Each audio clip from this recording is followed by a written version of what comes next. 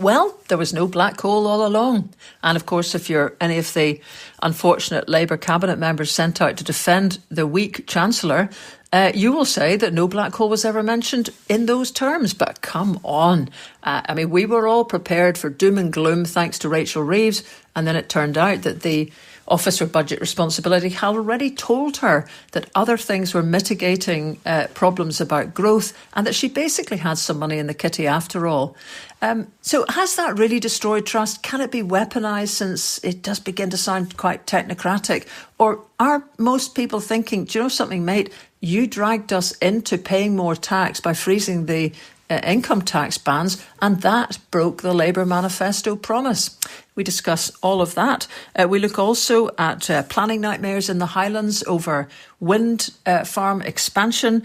We talk about Barclays Hamden and whether anybody will ever call it that, and it doesn't matter, or it's just the worst move imaginable. And of course, the resignation of the heat bummer of the OBR. It's been quite a week. Those are the headlines. Now for the podcast. Well, hi chums, and welcome to this week's Lesley Riddoch podcast. Lesley, happy St Andrew's Day.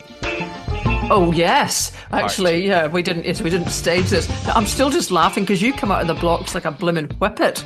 You know, normal people would just like, we have a bit of chit chat, and normal people just kind of go, right, where was I? And pick yourselves up, and bang. Well, it's like these, I've been finally managing to get Radio Scotland to see if their new breakfast programme is any different to the previous one, which is not really. But, thank you very much for having me on this morning. And you can just imagine them sitting at the other side of the microphone going, just answer the bloody question. Yes, I've already introduced you. You've wasted 10 seconds. I'll tell you, just while we're on this little diversion, I mean, there's a couple of, that was absolutely people's, pet hates was that sort of thing. It's also, it's like even people saying, how are you and everything. It just kind of, it's like, can you just not do that? We've just assumed that you're here. You're happy to be there. You're alive. I'm alive. Can you just answer the blooming question? Uh-huh. And it's quite hard not to get immediately your backup actually as an interviewer when you start to get all this media taught bollocks actually, and often taught by people who used to be, in the business. Anyway, you and St Andrew's Day, lordy. I mean, that really worked. It was a big success. It was fantastic weather for one thing. I mean, I've been counting down each day on the long and then the not so long and then the almost immediate weather forecast to see what it was going to do. And it was just the best day, just enough wind. I don't know if you've seen the pictures, but that's some muckle Saltire. We usually have a normal muckle Saltire, and this was an even more muckler one. This was a 6-yarder. It was absolutely huge. And everybody turned up, and it was all very, very jolly indeed. First Minister was there. The Secretary of State for Scotland, Douglas Alexander, is the local MP, so he was there as well. We had representation from all of Scotland's different religions, and we had this open letter because we're campaigning to have a replacement Saltire Monument.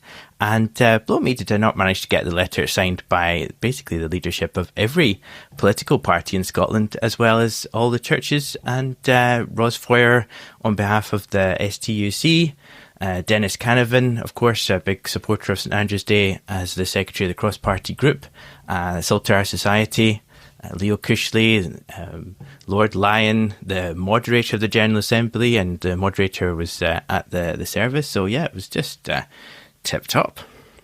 Except the British broadcasting. You just did the booming thing again, right? So but that's okay. We've got tech to deal with that now. Oh, okay, fine, right. Yeah. Obviously, it's a Sunday, and it's very difficult to get media on a Sunday, and appreciate people have got skeleton crews and what have you. But it was the 60th anniversary of the unveiling of the current Saltire Memorial that we're looking to replace. So it was a big, important anniversary for us, and you couldn't shift it. And, you don't often get St Andrew's Day, or obviously every 7 years or whatever, but St Andrew's Day fell on a Sunday, so it had to be Sunday.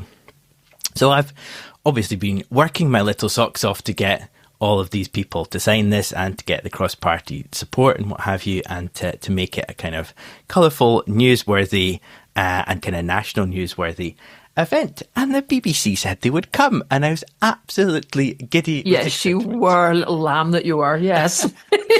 So much so that, because I was kind of grumpy about it on Saturday morning as I was walking up the hill to take my daughter to her gymnastics class, I glanced at my phone and it just come in just saying, I don't know if you know this already, but just to confirm, we're definitely coming with a camera and a reporter. And I must have started ambling up the hill, and my daughter said to me, she's like, Daddy, you're skipping. Why are you skipping? Skipping? That's because I was just so blooming excited. So it was a whole load of, can you tell us the blow by blow exactly how this is going to go and what time and how everything's working and who's coming and blah, blah, blah. And then, of course, the following morning, they passed it over to somebody else who asked me all the same questions all over again. And then another email a little bit later, can you tell us how you say Athelstanford? I says, well, it's a bit of a Gullen situation. So I actually did an audio recording of it for them and sent it to them because local people would call it Elshenford. And blah, blah, blah. So it was all super organised, and they came nice and early, and they did a whole load of establishing shots. They filmed all the pipe band and this interfaith dedication that we had with all of these fantastic religious leaders, including some very nice guys from the Kagyu Sami Ling Tibetan Buddhist Centre, some very senior people, the deputy abbot and a senior teacher in the Buddhist faith. Sikhs in Scotland, represented the Jewish community, all these people, the Episcopal Church, the Vicar Episcopal of the Catholic Church in Scotland, as I said, the moderator, filmed it all. But before it started, they took a wee clip off of John Swinney and off of the moderator. I had obviously millions of things to do on Sunday, and then we came home late. I had my second lot of press release all out and the pictures organised and everything, and finished having our dinner and came through to watch the BBC News at 7:00, and they didn't use a single solitary bit of it. All they'd done is taken a question for John Swinney about Rachel Reeves, more of that later, folks, used that, and then not another bit. And I went through yesterday morning and checked all of the news broadcasts, the radio news broadcasts. And the website. And the website. And nothing, I thought it's easy enough to get stuff on the website, surely, to goodness, given that they had all the visuals. There was millions of coverage of Glasgow Cathedral having their well, which is the wellspring of Glasgow. It's where Glasgow started from as part of their 800th anniversary of Glasgow as a city. So there was loads and loads of coverage of this well, but nothing about the Saltire or St Andrew's Day at all on the BBC. So I was mightily miffed, and I see even the National managed to notice that. We've had really good coverage in the National, I have to say, about this project, and very much grateful to them for it. And they had a story out yesterday about the fact that the BBC just haven't used any of this stuff that they've got. I can understand if you don't come, but if you come, you then have to take an editorial decision, and a pretty big one, to say, actually, we'll just ditch that. That, as you say, is very weird, because, I was kind of sort of ranting on about just, actually, it's extraordinary how the collapse of budgets has just pulled the horns in all over the place. I wrote a piece, there's slightly nothing to do with this, but anyway, about evictions happening near me, which the National wouldn't print. And that's the first time they've actually not printed something. And obviously there's legal worries and whatever. There's always legal worries in a thing about landowners. I've done stuff about the Duke of Buccleuch. That got legaled and it got printed, and we're not dead. But it just looks to me that there's just there's just around the place, there's not going anywhere at weekends. There's not doing anything that's kind of going to wake the lawyers up. And that's the consequences of it. But the weird thing is they did actually come. I actually really can't understand that, because even back in the day when we actually had 2 people in the newsroom, there was quite a reasonable staffing. If you did send somebody to something, you blooming well used it, because it's still it's a choice and expense. It's overtime to go on the Sunday. Why on earth would it not? And you knew what the story was. Yeah. So why was it not? I just no idea. Anyway. Plus, from our perspective, you and I have done stuff with the Time for Scotland and what have you, and we understand, over all this period that you can't just put stuff on and expect people to come and make a news story out of it. It has to be newsworthy. But given all the racist use of the flag and all of the commentary about the Saltire that there has been in the preceding couple of months, and the fact that you had Douglas Alexander and John Swinney at either end of the same Saltire, and all these faith leaders, and as I say, a letter that had been signed by Alex Cole-Hamilton, Ross Greer, Russell Finlay, Keith Brown, Kenny McCaskill, all of these leaders of all the parties, just beggars belief that wouldn't even kind of warrant a mention on the website, let alone sending a whole camera crew to record for 2 hours and then deciding that they couldn't make anything out of it. So, and then actually, meanwhile, back at the fort, BBC Scotland has just in the last couple of days rolled the carpet. Well, anyway, has had a kind of big investigation actually into the asylum hotels protests and stuff like that around Falkirk particularly. So, I mean, there was quite a lot running on that, and actually a pretty good interview on Radio Scotland as well with an expert who was saying the Scots have measurably more relaxed attitudes about migration until practically the last couple of months. And, what was coming out of a lot of the stuff that was happening, that was shown on the BBC Scotland investigation programme with Mark Daly, was very much that there seems to be, let's just be charitable about it, extreme orchestration by one or two guys who also will not come onto the camera. And outrageous stuff happening, really outrageous, with some guy who sort of stood on the opposite side of it, pro-migrants, who ended up having graffiti and shouting people outside his house, suggesting he was a paedophile. And then something put online with another guy who wasn't him, suggesting it was him, and he had a record. And then it gets taken down, so you can't complain because, oops, there's a wee mistake.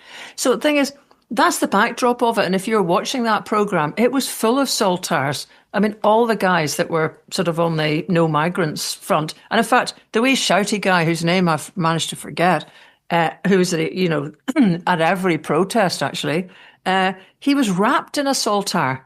So, I mean, your point that you had in the press release, which is that this is a sort of restatement of the inclusive nature of the Saltire as a national symbol.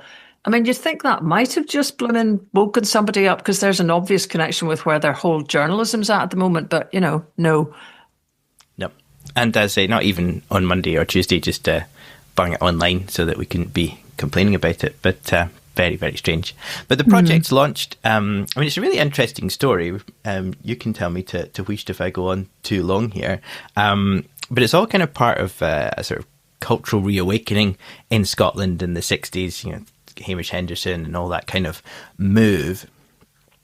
In the early 60s, the National Trust for Scotland, which was headed up by the Earl of Weems at the time, were creating what they called a chain link programme. It was a kind of road halts modelled on the National Parks Association in America, that you would kind of drive along the freeway or you would drive along an A road and you would need to have a rest and go to the loo and have a cup of tea, and you could actually be sort of encouraged off of that road to come in and have some kind of historical information programmed into you, and that would be kind of uplifting and educational. And obviously if you go to Bannockburn and it's just, a hill, there's not much really, unless you've got a really good grandpa that can tell you all the story in a very exciting way. There's not anything, purposeful to actually take you there. Whereas if they created monuments and they put structures up and visitor facilities, then people would go. And it's a sort of expansion of Scottish tourism.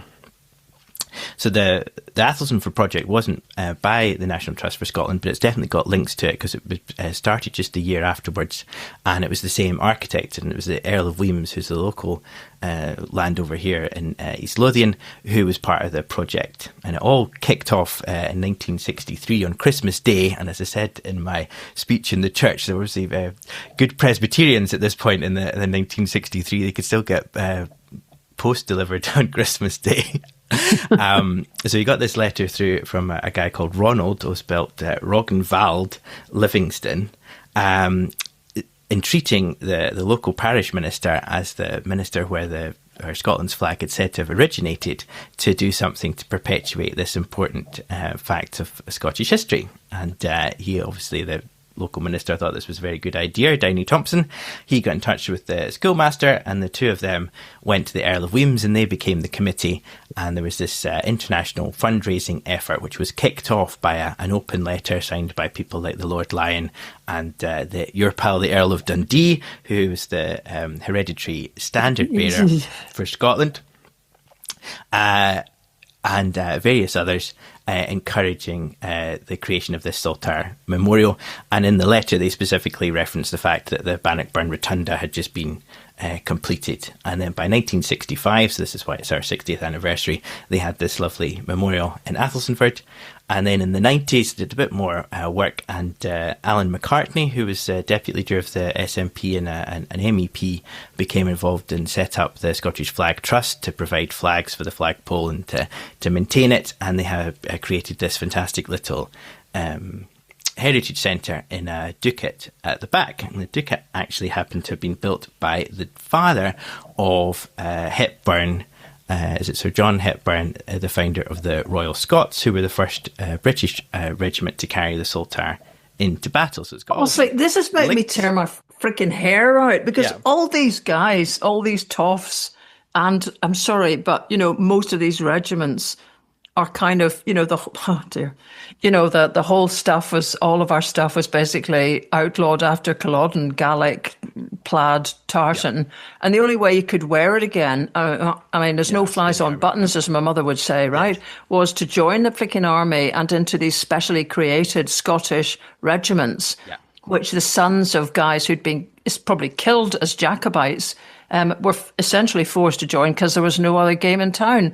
And of course, over the centuries, everything gets airbrushed. And so we're all proud of Scottish country dancing that came from the military barracks, proud of blinking regiments. And okay, they've done stuff. We could have long arguments about that, how they've protected the country, but perhaps just pursued stuff that an independent Scotland would not have chosen to get involved in. But anyway, and then all these guys, you say the Earl of Weems is a landowner down near you. He's a blooming landowner up near here as well. He's a blooming landowner everywhere, the same way as the Duke of Buccleuch's a blooming landowner in England. Right. Okay, I've got it off my chest. I can top this to bring us back on a more better foot for our podcast listeners. In between these two, the Heritage Centre and the Saltire Memorial, is the grave of Adam Skirving, who was the author of the Jacobite ballad, Hey Johnny Cope, Are You Walking Yet? Are Your Drums a Beating Yet? So, in this tiny little village where you wouldn't think anything had happened, you've got this fantastic story about the creation of the Saltire, you've got the links to the Royal Scots, and you've got a great sort of Jacobite writer. So it's a fantastic little place. But after 60 years, this kind of brutalist concrete monument that's there at the moment has failed. We were going to restore it and repair it and improve the setting around about it for the 60th anniversary, but that's proven just to be impossible.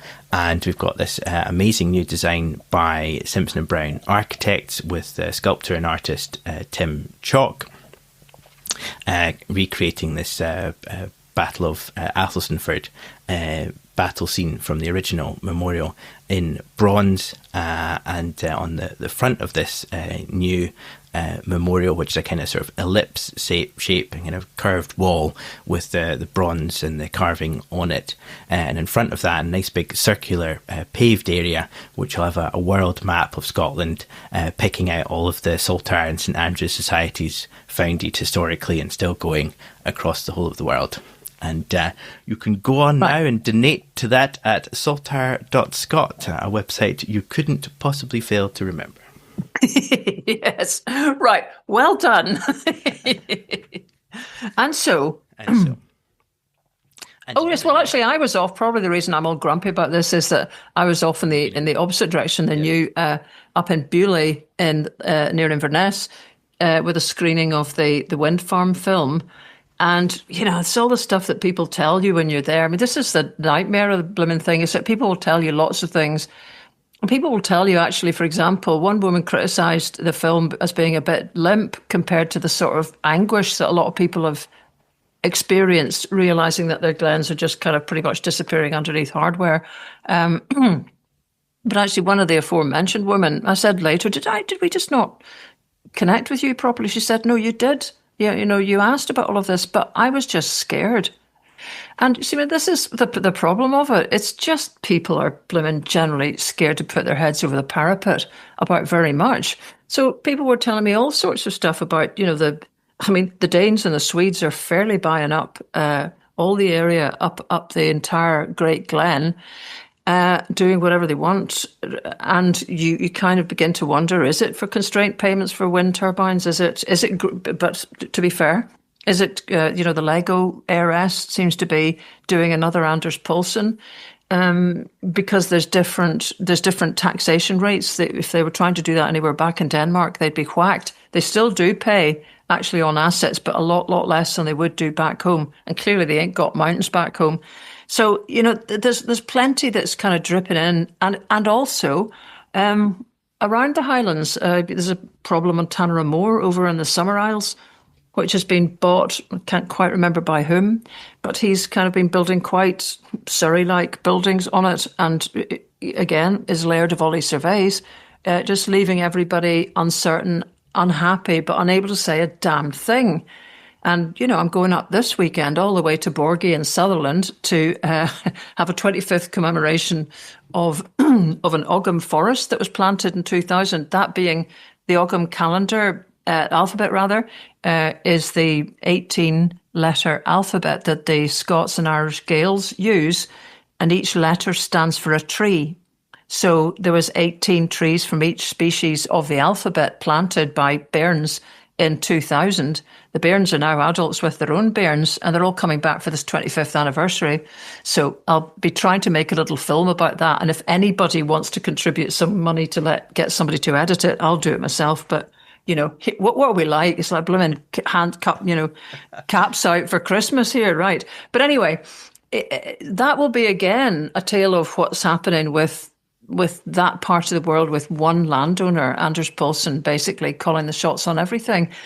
And, all of this is what maybe I am just a walking misery magnet. I quite think that's possible now because, if anyone's listening to the podcast and they hear this, that they'll think, gosh, she's quite receptive to the old tales of misery. So yes, there she is, there having a coffee. I just send her another. Oh no, it's just like massive messenger things and texts and whatever. And I just don't know what to do anymore with all of this because on the other hand, you've got the SNP trying to look like they've had some tremendous achievement with a land reform thing that even Andy Whiteman is still, I think, taking legal action to say is not actually good law. And the whole thing's actually gubbed now as opposed to. Yeah. So, and meanwhile, back at the fort, it isn't placing any real restrictions on what's happening at the moment because the alternative, it's all about what you would get if you were going to go somewhere else. You would have so many more restrictions than even this new staff's places on landowners. So it just feels very much like we've kind of, apart from the community buyouts that there have been, which would be very hard to finance now because there's so many other more profitable competing uses for land, including carbon offsetting.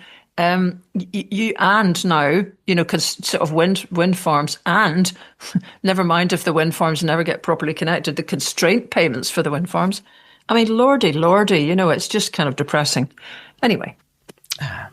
Well, we might have to be bringing back our Worst Week of the Week award for the embattled Chancellor. I see just breaking that one of the senior figures in the OBR has obviously been, I don't know whether he's getting tipped up to be the next head after the current head has been forced to resign. He's saying that he doesn't believe that Rachel Reeves misled the public with her claims about the country's finances ahead of the budget. But okay, but the then only bit of, as I say, this right. But looking at the actual detail of this, the Commons Treasury Committee, and your man Hughes, who was the chair that decided to jump basically because of the cock up, the releasing the staff early, ostensibly. Anyway, he was meant to appear before that Treasury Committee today. So in his place is Professor David Miles, who's on the Budgetary Committee. And he's trying to explain why the OBR basically sent a letter to say that there'd been, to correct the impression being given by Rachel Reeves that it was all going to hell in a handcart. And he's saying to the committee that the letter was meant to have been published on budget day, but that was delayed because of the leak of the budget report. But he said that the reason they decided to do that was just that there was lots of information appearing in the press which wouldn't normally be there, and this wasn't particularly helpful. These guys really kind of know how to phrase a kind of, delicate criticism. Do you know where the information was coming from? The guy says, it was hard to know. Jeez, there you are. So, I mean, there'll be, everyone will take from this what they want to take from it. But, I mean, the press have had an absolute blooming field day with this. And, I mean, I've heard various people on with this, including Stephen Flynn. And he's got the stage now where he's not even sort of going through his own criticisms of it, because there's so much better snarling analysis, basically, from absolutely everybody, media-wise. Obviously, there's all the usual suspects. I mean, the Telegraph was kind of leading on how did Starmer sign off Reeves' doom and gloom speech despite knowing the fiscal forecasts were better, so they're trying to stick it back to him. The Mail on Sunday has a poll suggesting 70% of voters think Reeves should resign. That is the Mail on Sunday. The Sun has got a different polling organisation, with the public thinking Reeves won't deliver another budget and that freezing the income tax bans was breaking a manifesto commitment. And so it goes on and on and on. But I mean, the point simply being, Dougie Alexander was on Good Morning Scotland. Was it now, or was it? I'm imagining seeing him, so it must have been on TV. He was actually he was on the Sunday show, which is basically right. That's it. Start having to take John Swinney to counter that later in the afternoon. Well. Anyway, so, but the thing is, it's funny because, but it's just that what I remember of Dougie's kind of contributions is just how blooming angry he always seems. It's just it's like. It's not a tremendous look, because he's got a combative, you guys are just out to stitch me up. Now, I mean, okay, most that sort of journalist is kind of there to ask a lot of hostile questions. But, I mean, he embarked in this long explanation of exactly how long it was since he'd last been in a cabinet, and he could assure you he wasn't asleep, and yes, he definitely, whatever. I mean, nobody gives a shit about this, Nobody really gives a shit about you, I'm afraid, wee man. It's like the thing is just really quite simple. There was not a black hole. And then he argues, well, nobody used the words black hole. Oh, for heaven's sake, right? No, we discussed this on the podcast about, that speech, which was doom and gloom and, big problems. And it was a pitch roll to the fact that we're going to have to put up income tax and break their manifesto commitments. It was a kind of shut up and listen to the Labour backbenchers, and then it just fizzled out into nothing. Mm. But the point is that when you go through the dates, the OBR had already told her, so that this pre-budget lawn rolling speech that she gave in Downing Street, warning that the productivity was weaker than previously thought. Well, okay, that does seem to be borne out and has consequences for the public finances, blah, blah, blah. Right, but that's fine. But the OBR has confirmed that it also predicted that this downgrade productivity would be offset by higher wages and various other things, increasing the government's tax revenue. So, I mean, basically, she had a surplus, and anything that was then decided, which was the freezing of income tax bans, which does essentially pull more people in, that was a choice, which she seems, which they will not accept, was a choice. And I mean, if you read, there's some great analysis, in the National, but elsewhere, but particularly Richard Murphy's stuff, always worth reading. And he is kind of, he thinks that the kind of the leak in advance denied perhaps a bit of focus on really the content, because here we are talking about the leak and all that sort of stuff, and actually none of the content of the budget. But he's basically saying that Rachel Reeves is giving Kwasi Kwarteng a run for his money as the title of the worst Chancellor ever. which is also tempting to just get sort of sidetracked into. But his main point is that this is really a neoliberal government. And he makes it clear that what it means is that it's about promoting the interests of financial markets and wealthy people and blaming everyone else for the fact they can't keep up. And he was pinpointing the antagonism that many commentators have displayed to anyone who claims benefits. And that actually does really, that is a kind of worrying thing, because all that push to try and get the two-child cap removed has kind of really gone full circle. And, it's not even the right, but the centre have kind of managed to weak straight back with it. Somebody's done the maths and calculated that, something like you have to work, if you're not on benefits, you have to earn 71,000 quid to get the equivalent amount of support for your children. I think I've probably paraphrased that wrongly. But the fact that anyone's sitting trying to do that, and the polls suggest that there really is, there was a lot of support for the two-child cap. Now, we could get into a discussion about that, but the thing is, if you just suddenly, after that, let's remember that Keir Starmer suspended 7 MPs a year ago for backing the two-child cap. So, I mean, when you're sort of ducking and weaving like that, where everyone's getting the message from pretty much everybody that this is a kind of Chancellor's, the usual stuff, you suddenly turning it around, not only do you not get much credit for it, but you've already kind of created this idea, just exactly as Richard Murphy says. You've got no other game in town than this kind of the markets, and the sort of neoliberal agenda. And basically, that's the trouble with it now. I mean, maybe the markets are happy, who kens, and maybe they never are. But I mean, as far as the public is concerned, there's no end in sight. It still feels like the sort of rudderless, gloomy, no one going to really take on the difficult stuff government that Labour has, just disappointment that Labour has been since the start. Completely. And it is all over the place, as you say. So, last year, you're suspending members of your own party for calling for the abandonment of this two-child cap. And then you're doing a big ghoulish speech to tell everybody that's much worse than I feared. Then sort of rolling back on that.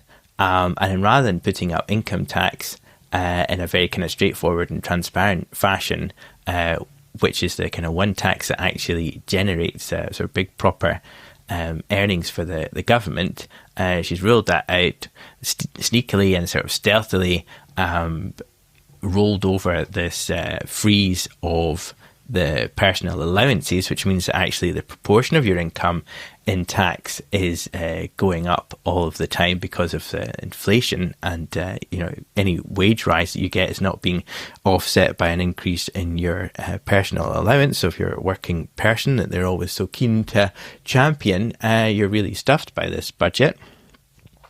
And then handing it all over to Anas, and it was Anas what won it. But Anas didn't seem to have any particularly strident or coherent budget asks which were asked and answered. This was just a kind of like somebody, when they were writing the speech, thought, we better stick in a bit at the top. If we're doing a Scottish bit, try and remember whoever it is that's leader in that part of the country. Can someone Google that for us? I don't see how in any way that helped the Labour Party in Scotland and the Labour Party vote. And Starmer will be desperate to hang on to her, because if she goes, he's not going to be far behind. You're not going to see any kind of bullish or strong reaction by Starmer in removing his Chancellor, because this was a budget basically cooked up in number 10, because we also had a whole load of trailing in the press about how he was getting his own economic advisors, and has basically kind of denuded the Treasury of much of its power, not all of it, because it's impossible to get the Treasury to do what you want, and this was mostly a Starmer budget as much as it was a her budget. And I think that's possibly why it's been such a guddle of them both kind of coming up at different ends with different ideas and kind of having this kind of mess in the middle. You could say they are indeed intuitive guddlers. Yes. Because it's sort of like they touch scuttles up. But let's just stick with Annis for a bit. Yeah. Because that was, I'm going to say, when I was listening to all the budget and taking notes and everything. And it's worth noting, I wrote this in a column last week, that actually the mansion tax that she introduced is a really interesting thing to just have a wee look at, because for one thing, it endorses the idea of higher taxes on very wealthy people, which is the principle that Scottish Labour, Tories, blah, blah, blah, have all attacked the SNP for deploying in the Scottish tax system. So we're over the threshold now. And actually, you're over the threshold with wealth, which is a good thing. But the interesting thing is that I didn't realise this till I had a wee look, that the idea originally was going to be that it would be the mansion tax would be applied to homes over 1.5 million. And then I'm not saying this was eventually the game changer, but they discovered that actually that would also catch Keir Starmer and David Lammy. So having a surcharge on homes worth more than 1.5 million, so it became more than 2 million, so that, the big boys of the Labour Party could keep their luxury pads. Now, I don't know, how much that's going around, how much people see that within London and think, right, yeah, that's so radical, isn't it? And the interesting thing is who it applies to. Savills, the estate agent, says that it would hit 145,000 homes, and this is their quote, the vast majority in London and the southeast. There was a brilliant little graphic, which I'm sure I've lost, which also, had the numbers of the mansion houses that would be applied. Actually, they hadn't got Scotland, because I think that could end up becoming into a devolved tax, although, yes, it is, probably. But as you go further north up the country, there's like 3 in Middlesbrough. It so demonstrates how overheated the southeast of England has become, that, this is the absolute epicenter of everybody in that, in that one. But still, back to dear old Anna's. I mean, there's many people here saying, well, if Annis was indeed, she said in the budget that she would give the Scottish Government an extra £820 million because Annis Sarwar asked me to. Now, I've got to say, I just kind of had a bit of a, rush of blood to the head, angry thing here, because what?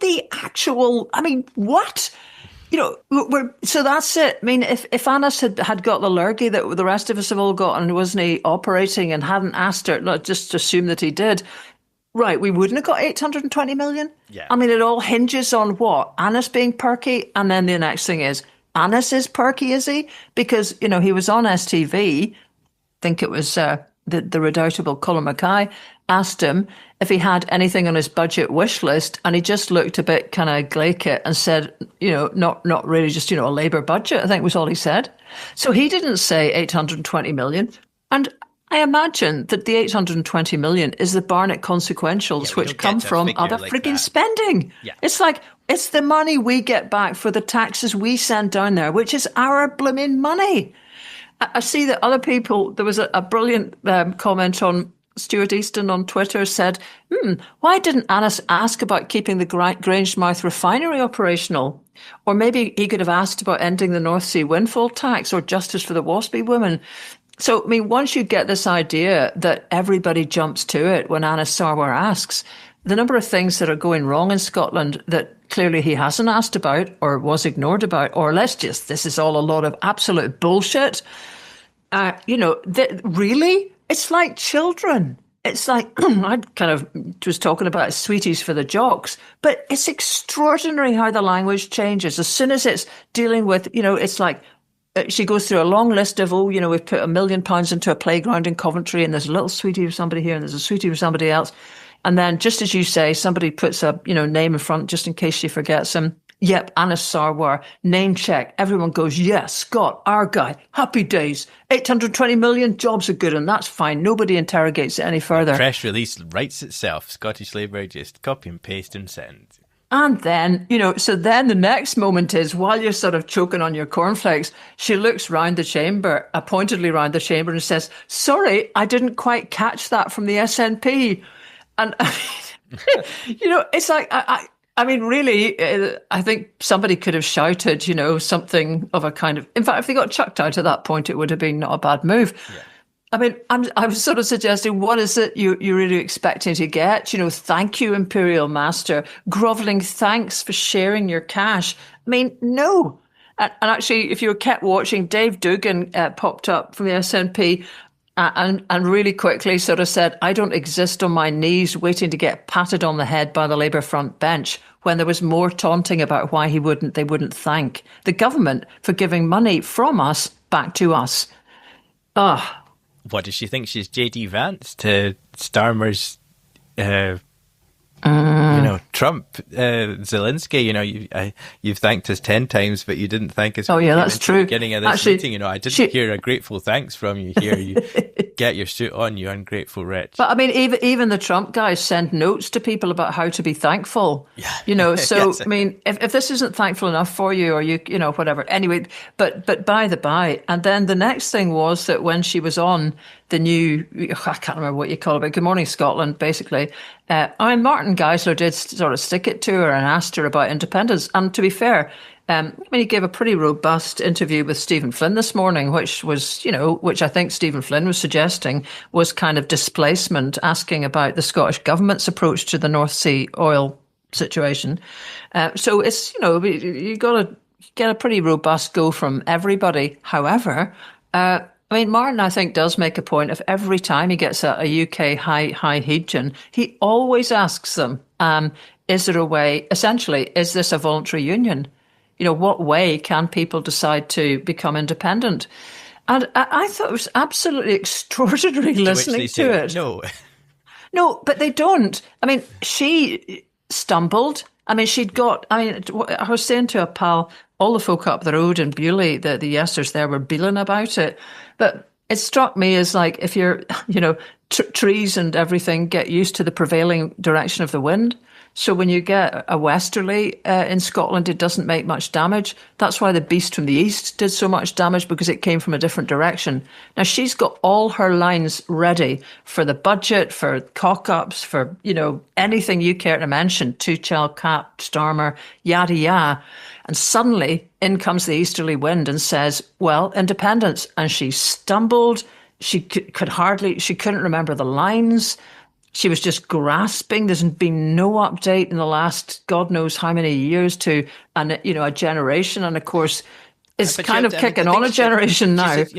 There was a referendum just a few years ago. I don't know what your definition of a few years ago is, but there's a heck of a lot that's happened in the last 11 years since the actual referendum. It's all weak. It's the sort of stuff that you can hear it. It's always the problem with these guys. It's the sort of stuff that they would say, if anyone even bothered to raise this thing down the road, with all of them, lips curled, this is irrelevant, we've got bigger fish to fry, can we just thole this, move on?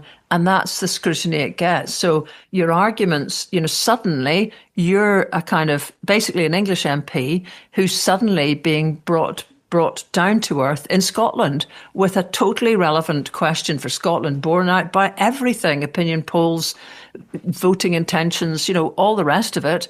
And you can't answer it because you just haven't thought about it. And your language is so stuck. And it's the contrast. She could blimmin' go on like a dictaphone forever talking about the stuff that she expects to be challenged on. And the second it comes to something about Scotland's, right to choose, we're back. She sounds like a little uncertain backbencher, because that's not something they've even thought about.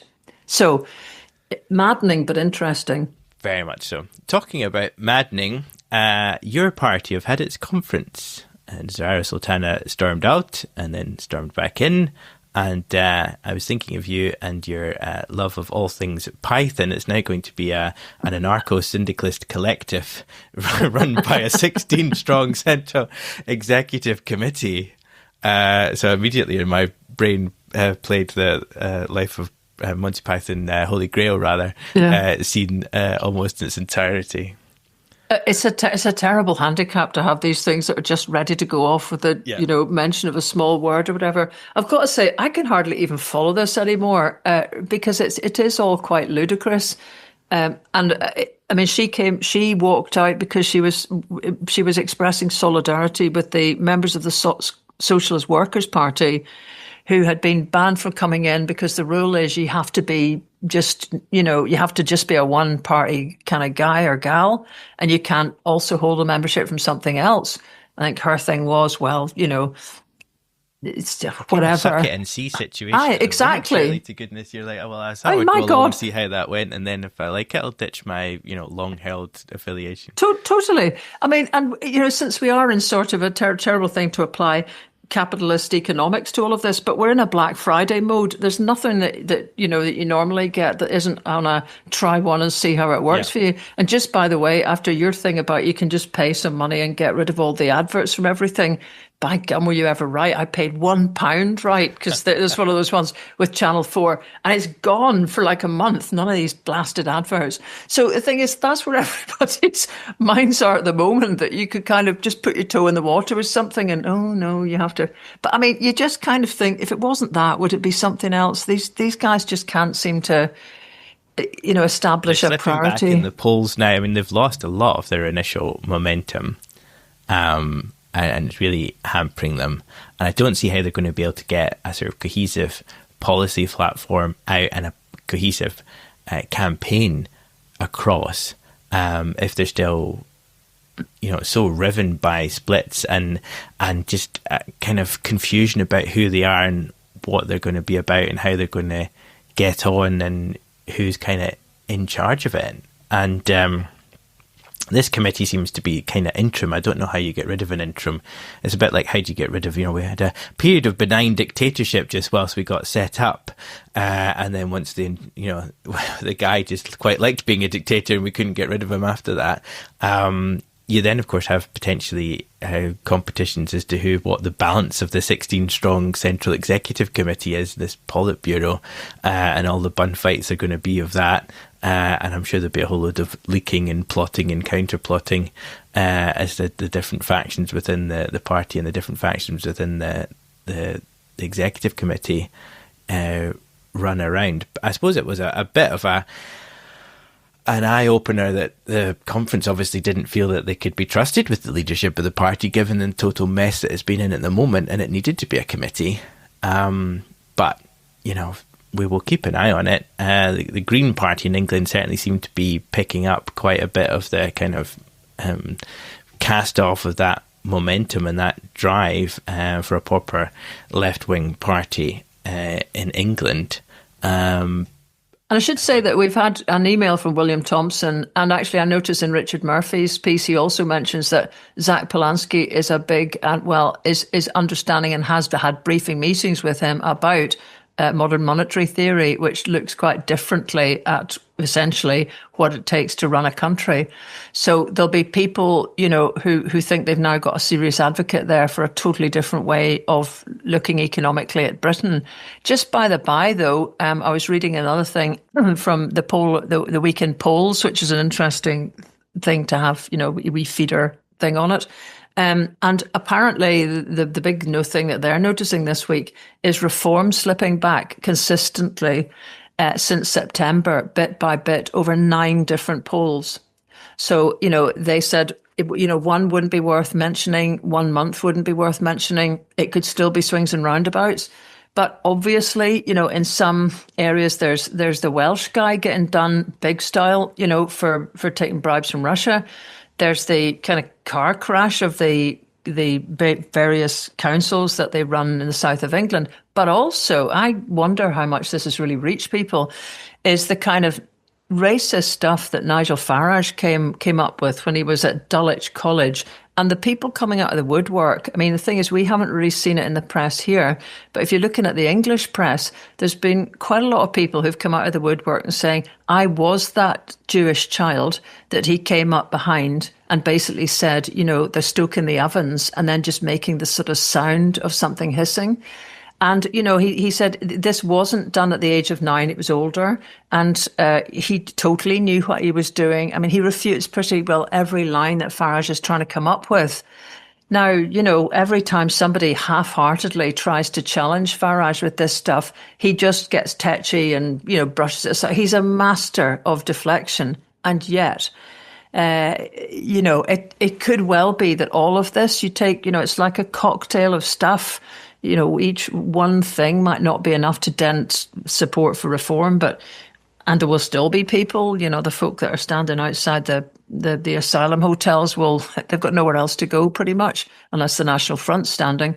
But other people who are just, let's give a bloody eye to the big conventional parties, so who knows? And who knows what impact that then has? Because obviously, ironically, it did somewhat help the SNP here, because Reform has generally been taking votes from the two main parties, not the SNP. But still, it's all, so it's kind of like maybe things are changing. Who knows? Who knows? And I think also a totally unrelated issue, but the increase in flu here might have a big effect on the election. We're seeing all these rising cases of influenza and this new strain that might not necessarily be caught by the vaccination as well as it has done in previous years. Again, that may have a significant impact over winter in the Scottish NHS and feed itself into the election. So there's going to be all sorts of different. What do you mean, like the NHS not managing to cope with loads of people with flu? Yeah, if it falls over, and if you remember, was it 2 or 3 years ago where we had the problems that ambulances couldn't offload into A&E because it was so chock-a-block, and you had all these queues of ambulances, which happened in England as well, it has to be said. But the whole kind of "they're just as bad as us" line doesn't actually really help you, particularly in the lead up to an election. So there's going to be a lot of different factors at play. But it is interesting that Reform, nearly called them UKIP, their Reform are slipping back.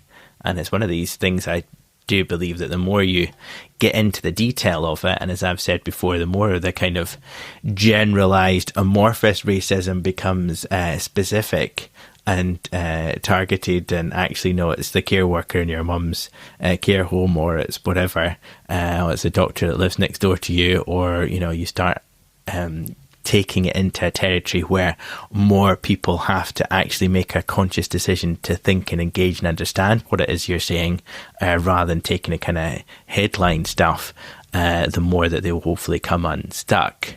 And well, actually, that documentary was kind of interesting in that respect, because they'd filmed within the mosque, and the imam there was basically, and lots of the guys were sort of saying, we really think twice now about going out, and that they're getting, everyone's getting spat on, gyp from it just takes one person, because you don't know when it's going to happen again.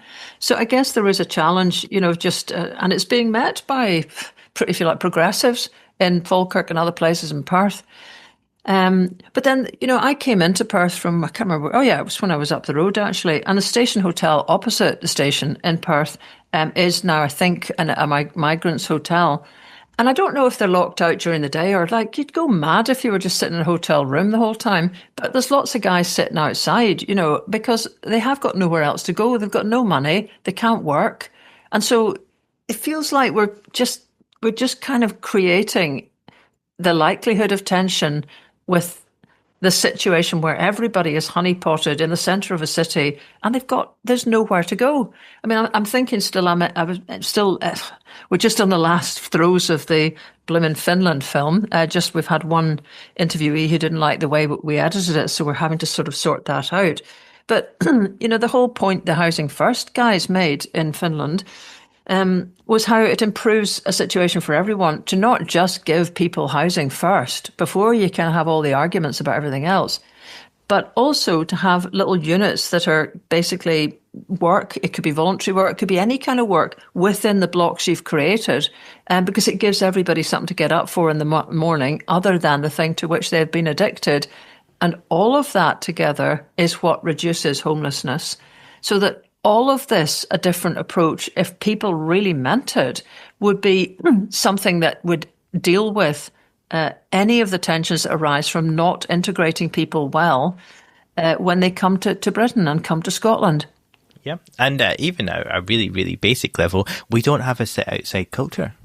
This is very daft. Well, but, in the way that Mediterranean countries do, and you would expect your sort of granny to sit in the front step and sort of see people as they go past. And actually, in some of the mainstream media comments that people have made. In fact, even Starmer, if you remember, I don't like the fact they sit on my wall. That was his big Islands of Strangers thing. It sometimes can just be about the way people are sort of located and kind of physical space that they take up in the public realm that kind of knocks folk for six. So yeah, it's true. There's nobody basically sitting hanging around unless you're smoking, you know what I mean? And then that's a pretty occasional thing, and you're back into a pub and it's round a pub. So yes, all of that.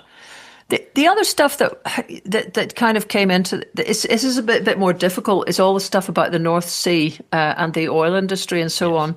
And kind of I think this is difficult for everybody actually, because it's perfectly true that the SNP in 2023 were essentially saying, on the tail end of Nicola Sturgeon, were saying that they wouldn't support any new North Sea oil fields. And that is also, there's a double whammy in the budget, really, that came to the North Sea, because the sort of levy of 78% will stay till 2030, which companies there say is killing them. And also, you don't get to drill for new fields. You can have kind of adjacent fields, if that's possible, where you've already been drilling, but not anything that's absolutely brand new. Now, I mean, if you could say that the 2030 thing gives some certainty then to, what's actually happening, but it is kind of an interesting, complex one. And if you go into Google or other search engines that are available, and just for example, put, is the Rosebank oil field going ahead? If you phrase it that way, the answer is yes, it is going ahead with first oil productions planned for 2026. If you ask it slightly differently, you get no, it's not going ahead, because the Scottish Government came up with new tests in November of this year that it doesn't meet. So it's kind of, I would have to have spent an awful lot longer, and I'm sure there are people listening who know a lot more about this. But it's and then there's actually a really interesting piece written by Mark Williamson in the Herald, who's a columnist. But I mean, actually, his knowledge of this is such that he obviously specialises in energy. And kind of this is what we're missing, because back in the day, everybody, including the BBC Scotland and newspapers, had energy correspondents who weren't side-whacked by news because they could put it in context.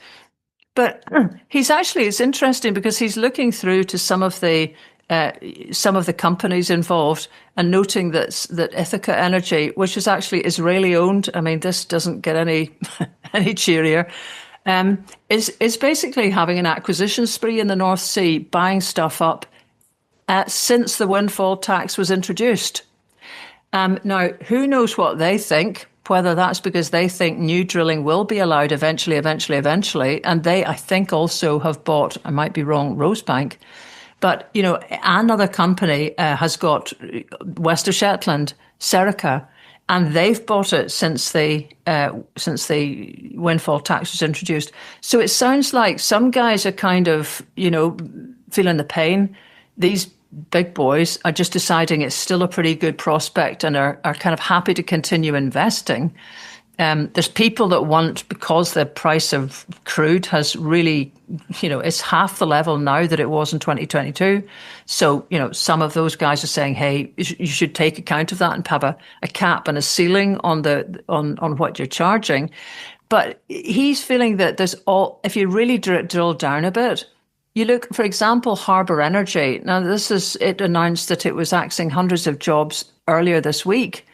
Stephen Flynn was on again. He's been on a lot, sort of saying this is quite a hammer blow. And indeed, Robert Gordon's have done research that suggests 1,000 jobs are being lost, I think, a month. I'm looking for this, making sure I'm not getting a month and a year mixed up, because that is pretty epic.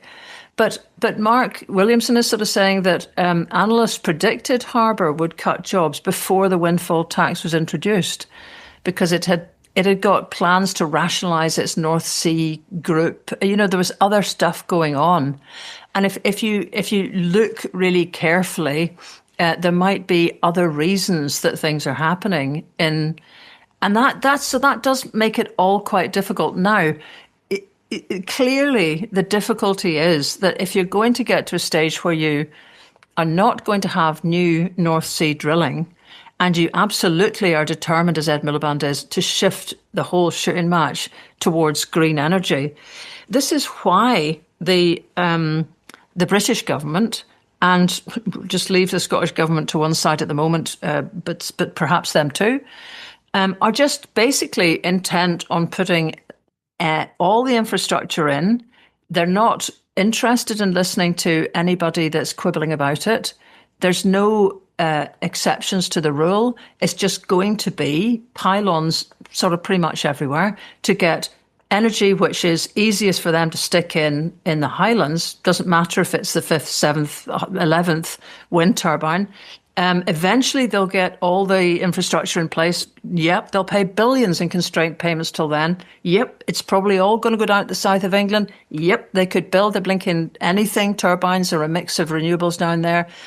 But this is the game in town that they are interested in. And that's why there's this incredible drive, because as the North Sea is being essentially, if it is being shut down, on Rosebank, who knows? But if it is being shut down, they need to have something on the other side. And big is always beautiful for a government, So when I was up there, there's a proposed substation in Caithness at Banniskirk. There was a meeting last Wednesday. A lot of the people who were at the meeting attended it.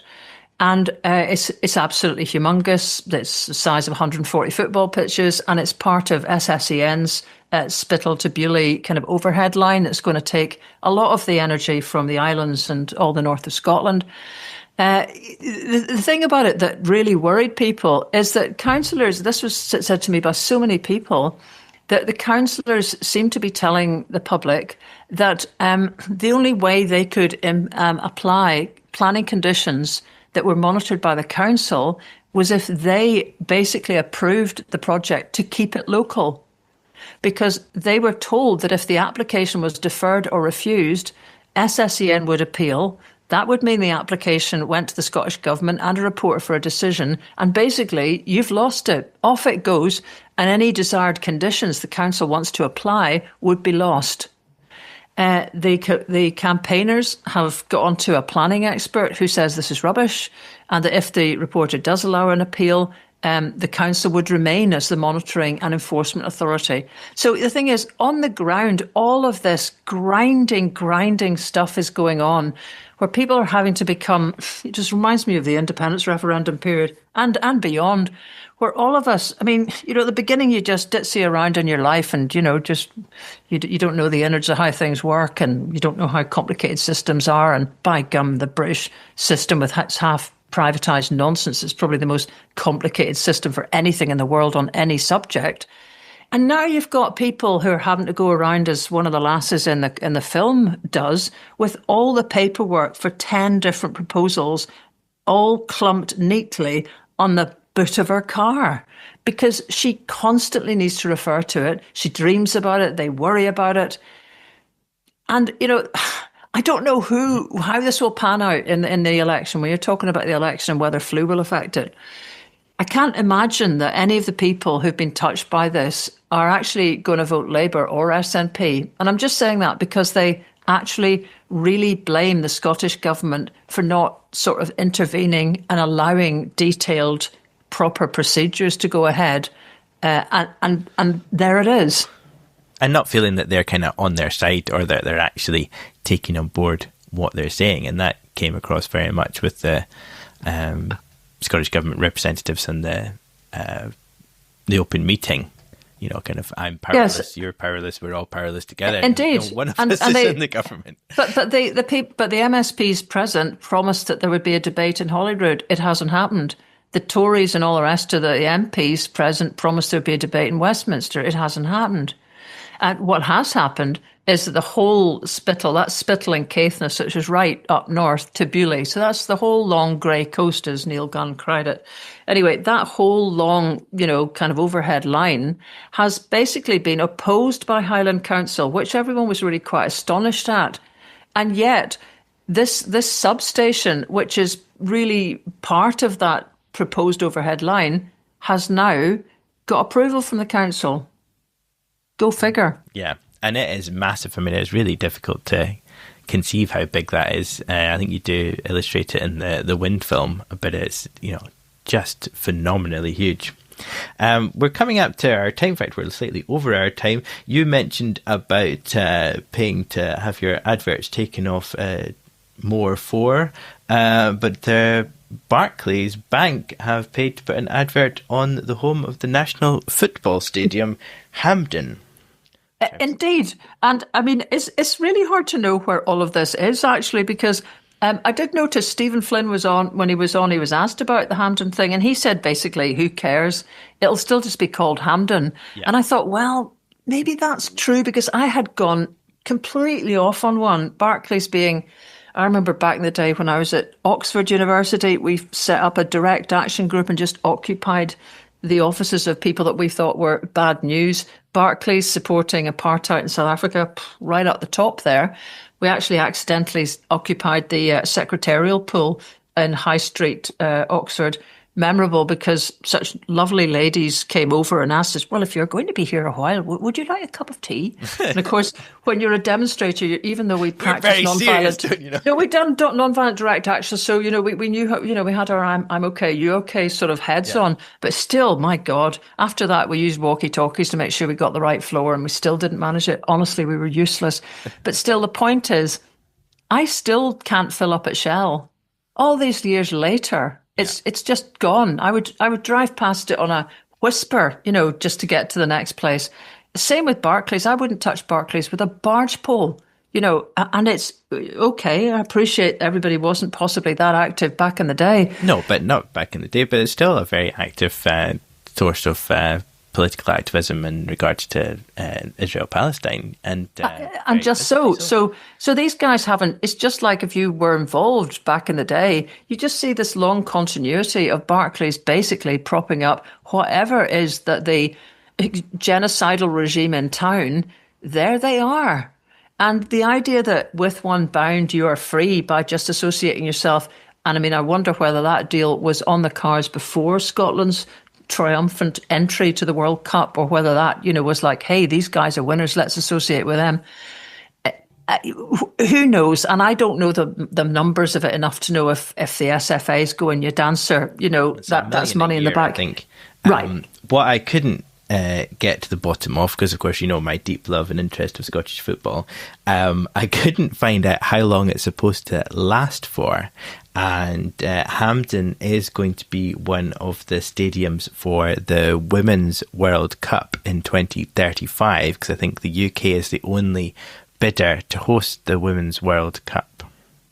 Yeah, so they could be using that. Getting in there now on the whole No Scotland, No Party buoyance about the current World Cup, and then if they get to hang on to it for 10 years, then they'll be there for the I mean, okay, and I see that, I mean, again, like you, I'm not a sporting activist, and I think there were people quoting various other stadia which have been sponsored, and nobody calls it that. Nobody calls the cups that are sponsored by whoever it is what that was. It's all just the FA Cup, Murrayfield, it stays what it is.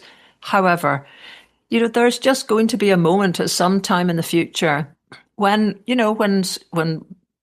Hampden is used, as you've described, when there is a big moment and kind of the heat bummer of Barclays has to be there handing out the gongs, there will be a protest, there will be something that's happened in Israel. You can't outrun this problem. And now that the association is clear, it's such a dodgy proposition. But, the SFA have not essentially been massively outspoken in any political context. They just truck along. So I wouldn't expect as much is going to change, but still Barclays, no. No, but you did rather think to yourself, surely there must be other sponsors. Could you not have had 900,000 a year or 800,000 a year and not had to up your security or worry about upsetting a whole bunch of very dedicated and loyal Scottish football fans? I suppose the hydro is still the hydro, even although it's actually the OVO hydro, since OVO bought over SSE's household energy business. So, it'll always be Hamden, just in the way that, as you say, a lot of these other places that have got a name, nobody ever sticks. Nobody's going to update themselves. This was all fields, and that was McCaskey's the Butchers when I was a boy type of scenario. But yeah, that does seem that's right. More controversial than necessary. I do remember long discussions back in the day when I was doing a Radio Scotland programme. There was a new programme, the one that was on between 12 and 2, and we all sat for ages trying to think of a name, because the one I'd done before had been called Speaking Out, which was, people phoning up and giving it loudly. And so they sat for ages, and they just said, look, to be perfectly honest, people are just going to call it the Lesley Riddoch programme. And I thought, well, okay, if they can actually get that surname out in a cold day, they're doing better than me, to be really honest with you. But on the other hand, eventually things are kind of what they are. Anyway, let's hope that's it. But still, that moment will come, for the SFA. And they have labelled themselves, as usual, with many of the authorities in this country, at odds with the progressive nature of the majority of fans that will use that place. Totally. Well, on that note, we will see you next week, chums. We'll put up the links into the show notes as always, and we look forward to catching up with you again next week.